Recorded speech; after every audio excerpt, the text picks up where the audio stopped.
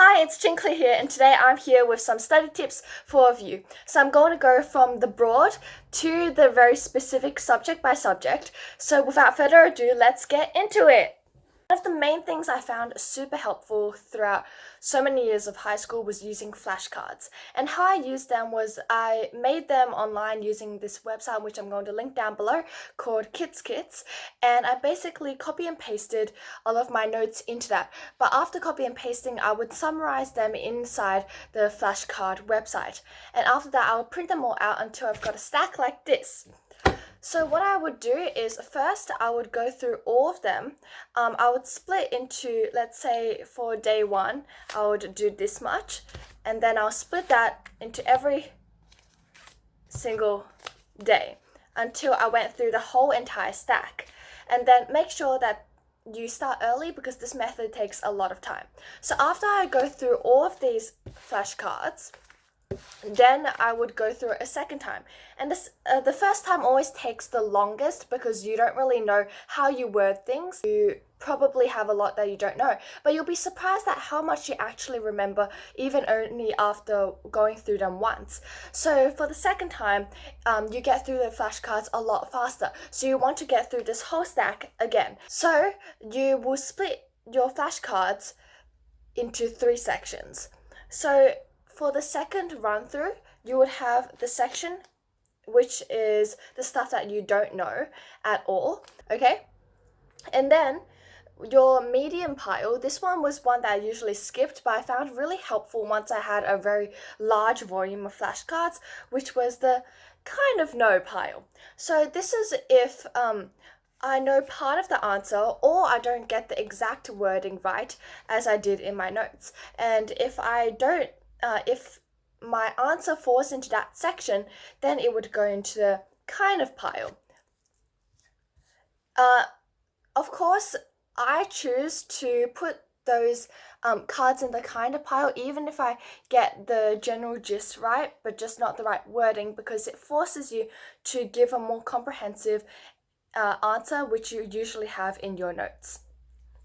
And then, of course, the third pile is the pile that, oh yes, I already know them pile. So you'll be surprised at how much you already know by the second run through. I like to use them is I would read the question in my head, or you can read it out loud, but then before turning it over, I'll try to kind of teach the answer to myself. I would say my answer out loud, and I would, if I'm going on a tangent, if I'm trying to expand on something, even if I don't have it on the flashcard, I'll continue speaking on that topic until I've literally run out of things to speak. And then I find that super useful in explaining really clearly when you're writing down. And also it's basically the same as teaching somebody. And you know that teaching somebody a subject is really effective at knowing the subject inside out for yourself. So for the I know pile, which is usually the when I can speak super long on the subject and it's all in detail, all of what I wrote in my notes and more, I'll put it in the I know pile. Then, because I usually just hold my flashcards together with an elastic band, this is what I'll do. So for the ones that I already know, twist it like this, and then I'll put the ones I already know in this top loop so you can differentiate. And then this way, next time that I go through all my flashcards, if I'm a bit tight on time or I'm tired, I can skip that top section and I can go through the bottom section. And over time, what you want to do is you're going to go through it again and again over the weeks, and you'll find that your top elastic band section will expand and expand until it's pretty much the whole section, and you've got the other section which is just the stuff that you're stuck with. And then I always did this when I started using flashcards in year 7, but turns out this is a form of spaced repetition, which is a really helpful study technique, especially for memorization. Finally, when you're using flashcards, I found it really helpful to basically record yourself when you're going through them. Like, just, you're going to use up a lot of your phone memory, but don't worry, this is only during study time. So when I recorded myself, I found I was able to focus better because I was holding myself accountable because obviously you don't want your recording to have interruptions or loss of focus going off tangents in the middle of them. And I found it really helpful because then one of the things is I could listen to them over and over again in my free time or in between times, such as public transport. And as I go through each run through of my flashcards, I try to say things faster and get through things with less thinking time, more like knowing time. So I could actually quantitatively see the difference in my speed between each recall. However, one con of using flashcards is that, especially when you get to senior years around year 11 and 12, you'll find yourself with a lot of flashcards just because there's so much more content and probably more higher levels of detail that you actually need the content in. So once you get to the senior years, I advise you to either start super early with your flashcards, especially if your flashcards have literal paragraphs on the back of them, which is what I did. Because they're basically memorizing your notes and going a step further and actually understanding your notes and being able to teach them. So of course it'll take long. So what I advise in senior years is you actually just put stuff like stats and definitions are super useful to put on. But if you have the time, by all means go for it, because over my high school journey, flashcards have always rescued me whenever I needed a good study technique, and it has been one of the saving graces of my marks. To this, it's a week before the exam, you've got a stack of flashcards this high, you know you're not going to get through it, what do? Well, that was me, and I did not know what to do. So I had basically over 100 pages of notes, and that is quite ridiculous. You should not have that much for legal studies, and that was because I didn't summarize them as I go, and then that left me in quite a tight spot going to exam time. But what I found that was really important to help me study for that exam and not using flashcards, because flashcards were no longer practical, was I printed out all my notes and I basically allocated how many pages I needed to handwrite every day until the exam. So I got myself one of just a basic notepad like this, and then I would basically say I printed my notes 2 on a page double-sided, and I did 5 pages a day handwriting. So that would be handwriting 20 pages out each day. And I know that sounds like a lot, but when you print it that small, it doesn't actually seem like a lot, okay? And this was per day, so obviously there were breaks and everything in between. So I would basically, first step was reading out the notes that I just printed out loud, and I would record myself saying these notes out loud because then I could hear them back whenever I had any free time, or I was just on public transport, a lot of in-between time. And that helped get slight wisps of knowledge into my brain. And then after that, I would start the handwriting. So I would maybe write 1 page, take a break, another page, take a break, etc., until I wrote my quota for the day, which was 5 A4 pages. And then after that, I would test myself. So I would try to say all of the knowledge in those 5 pages out loud and record myself, and then compare the 2 recordings to see how much I record. And I found that really, really helpful as to getting the benefits of using flashcards without actually taking as much time as before. But however, I found myself easily getting bored especially during the handwriting step. And I think that's something, it's a very common problem, and one of the main reasons that I didn't actually start off using that technique. So for now, I still think that flashcards are a better idea, but just when you have too much content to basically study all in flashcards, I think this is a really good technique to use. Can I just say how useful these things are? So I got them during HSC time, just a basic kind of writing pad, and I did everything, and I mean everything in these. So I would do multiple choice, and then you turn the page and I'll do practice essays, and then I'll do like math problems, etc. And look, everything is in the same place. It's the best thing ever, and it's so cheap. This is just handwriting. As you see, I was studying my world order treatise, and one of the main things is I found it really helpful, especially for treatise and legal studies, to do stuff in tables and have basically like a standardized kind of formatting for each treaty. So I would have like what date, under what resolution, aim, parties, and then other issues, pros and cons kind of set out. And I found that really helpful to kind of go through each treaty and be able to go through in my brain down that kind of table format, which helped me not miss things when I was recalling treaties and my evaluation of them. I had a lot of friends that worked really well using strict timetables, and I mean really strict, down to hour, minute kind of timetables. But I could not work to a timetable at all. I tried making them,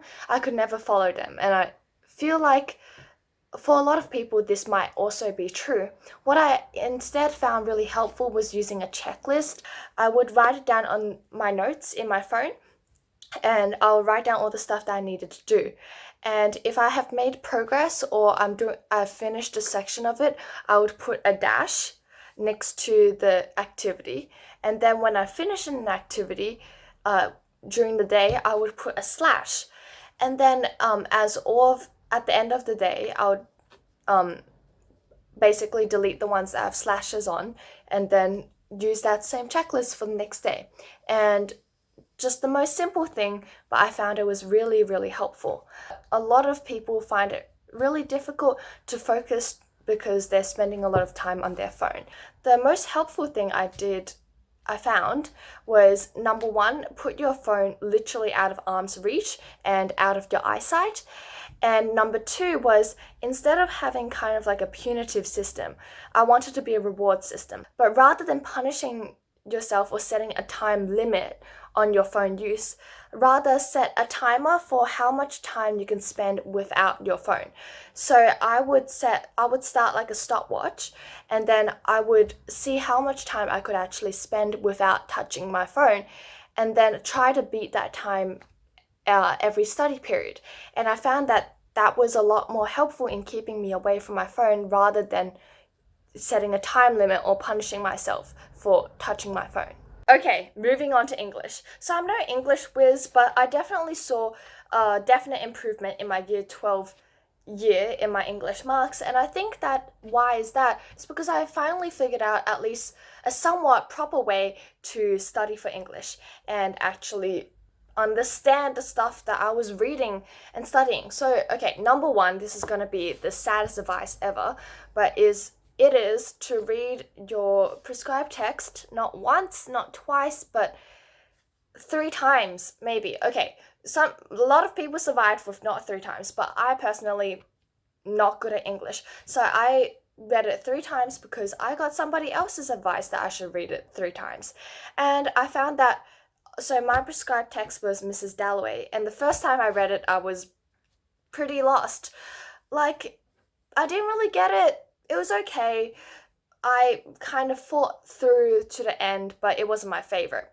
But then the second time I read it, so I reread it, it was so much better. I finally saw like different nuances, repetition, motifs. I saw the techniques and I saw how they helped the plot go along. And I found that it was really helpful to reread it that second time, because without that second rereading, it actually made me enjoy the prescribed text more. And I can't believe I'm saying this, because I swear I've never enjoyed a prescribed text. And then the third time, I could go even deeper. I could apply, so on the side of my third reading, so this was really close to HSC time, so I got myself a library card and I read a lot of critical articles on Mrs. Dalloway, and they're all free on the internet if you have a library card. So I downloaded a ton of those PDFs and just read them in my free time. And that really enriched my understanding of Mrs. Dalloway as a text, and it made me enjoy the text and appreciate the text a lot more. To reread your prescribed text multiple times. Other thing is to use quote tables. So I'll attach an example in the description below, but basically for quote tables, I did quote, technique, context, blah blah blah, but then I had a big analysis section. And what I want you to do in that analysis section is basically sit yourself down, play some motivating music, and just rattle off whatever BS you have about that quote. And write as much as you can about that single line. And I know line by line analysis avoids like the full picture and stuff, but you gotta get those techniques, you know? So get your practice by basically giving yourself the smallest, tiniest, most insignificant line and trying to write as much analysis as you can. And in your analysis, I don't want you to focus only on that line, but I want you to focus on the significance of that line to the entire novel. And basically just keep on writing and writing until you run out of BS to say. And then go back and you can choose the quotes that you have the best analysis for, and then you can actually choose to memorize those and use them in your essay. And it's really good to have that kind of analysis for your quote tables, because you'll find yourself saying a lot of the same things when you write your essay. And when you have some really good analysis for some quotes, you know that once you put that quote in your essay, that is the analysis that you're going to use. And I found that super helpful. And no, it is not the same as memorizing an essay, because having like specific analysis for each quote helps you to swap in and out the quotes that are relevant to your essay, but it's not the same as memorizing an essay because it's so much more flexible. Another thing that I did, which I again will link in the description, is doing kind of module summaries for each English module. So I did one for Mod A and Mod B and a common module one.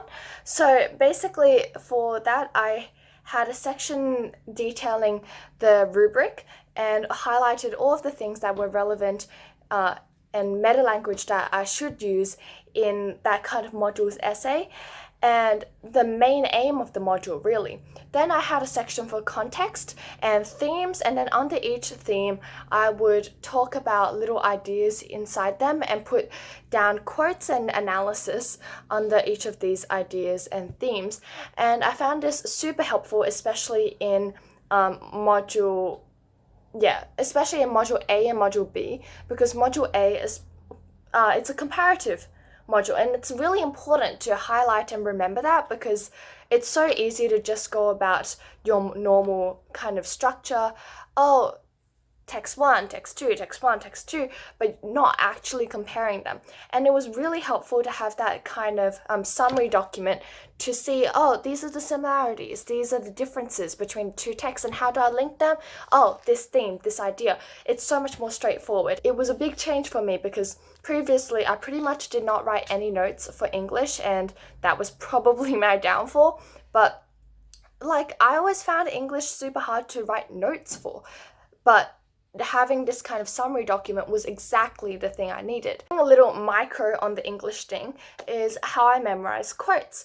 So of course, I mentioned before, I use flashcards a lot, but then during HSC time, I also used a different method to memorize my quotes. I would write down the first letter of each quote into my notebook. So an example of that would be like this, and it looks like absolute gibberish, I know. But that's basically each first letter of each word of my quote. And then what I would do is I would say my quote out loud, but I'll write down the first letter of each word. And as I do that, I'll write down all my quotes in this short form. And then after that, I would go back and try to recall my quotes only using this gibberish form. And then I found that really helpful as to actually memorizing the quotes themselves. Because one of the main things how I progressed in my method of memorizing quotes was kind of using flashcards and then being too lazy to use them and then just trying to write down all my quotes handwritten. But then, as I said before, I get super bored and quite lazy, especially when I'd have to handwrite and repeatedly handwrite a single quote. So I found myself falling into this short form. I was like, I'm not bothered to write like this quote the 7th time. I'm going to write the first letter of each word.